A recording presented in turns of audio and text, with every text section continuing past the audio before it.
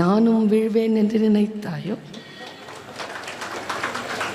இந்த இடத்துல என்னை அதிர வைத்த ஒரு சொல் தெரியுமா? பிறர் வாட பல செயல்கள் புரிந்து என்கின்ற சொல்லுக்கு முன்னால் பாரதியார் ஒரு வார்த்தையை போடுகிறார், மனம் வாடி துன்பம் மிக உழன்று.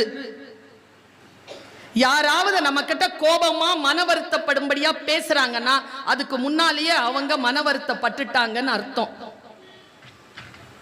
யாரேனும் நமக்கு எதிராக வன்முறையில் ஈடுபடுகிறார்கள் என்றால் அதற்கு முன்னாலேயே அவர்கள் ஆழமான காயம் பெற்றுவிட்டார்கள் என்று அர்த்தம். மனம் வாடி துன்பம் மிக உழன்று பிறர் வாட பல செயல்கள் புரிந்து என்கிறார். நான் வேருக்கு போகிறேன். நம்மை நாமே நிதானித்து பார்க்கின்ற பொழுது இந்த உலகத்தில் இருக்கக்கூடிய எத்தனை சவால்களையும் நாம் எதிர்கொண்டு என்னையா பார்த்து நீ வீழ வைக்கும் என்று நினைக்கிறாய், நான் வீழ மாட்டேன்